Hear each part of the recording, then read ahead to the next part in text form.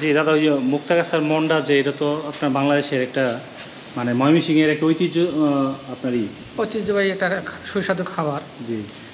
এই জমিদার স্বপ্নে দেখতেছেন কিছু একটা মিষ্টি জাতীয় জিনিস খাচ্ছেন, কি খাচ্ছেন বুঝতে পারতেছেন না। আচ্ছা। বিভিন্ন মিষ্টি জাতীয় খাচ্ছেন, মিষ্টি খাচ্ছেন, বরফি খাচ্ছেন, বিভিন্ন খাচ্ছেন, কিন্তু ওনার মনের মধ্যে ওই তৃপ্তিটা আসতেছে না, স্বাদটা আসতেছে না। তখন উনি রাজশাহী থেকে কারিগর নিয়ে আসেন, মন্ডা তৈরি করেন। এই মন্ডা যখন খাইলেন, মন্ডা খেয়ে উনি খুবই তৃপ্তি বোধ করলেন যে না, খুবই সুইটেবল একটা জিনিস, ওনার খুব খুশি লাগে। তখন এই মন্ডা তৈরি করে আর শুধু জমিদার খান। যে মন্ডাটা অতিরিক্ত হয়, আমরা শুনছি এই মন্ডাটা হাতিরে খাওয়াইতো। এই হাতিটার নাম হচ্ছে বজ্র হাতি। এই 99টা হাতির মধ্যে যে হাতিটা প্রধান হাতি, ওনার ওই হাতির নাম ছিল বজ্র হাতি।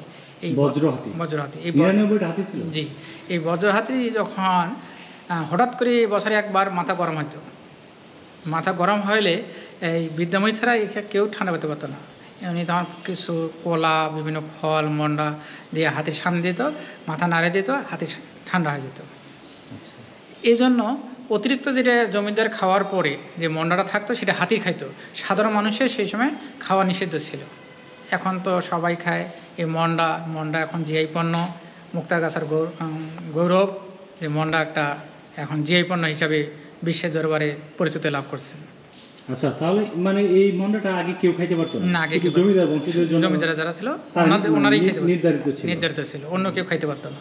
আবার দাদা একটা ভিডিও কি, একটা ছবি কি দেখছিলেন, ওই যে শ্রীকৃষ্ণ আচার্য মানে মারা যাওয়ার পরে ওনার শ্রাদ্ধ অনুষ্ঠানে একটা সবাইকে খাওয়াচ্ছে, এরকম একটা ছবি দেখছিলেন? এটা দেখছি বাইরে একটা মাঠে সবাইকে খাওয়াচ্ছে। হ্যাঁ, সত্যতা এটা আমরা ইউটিউবে দেখছি, কিন্তু আমার কাছে ওই রকম কোনো তথ্য এখন আমি পাইনি। এটা অনেক আগের তথ্য, 100 বছরের পুরাতন তথ্য। আমার বস্তা 100 বছর হয়নি এখন। আচ্ছা। ধন্যবাদ। জি, ভালো থাকবেন। ঠিক আছে।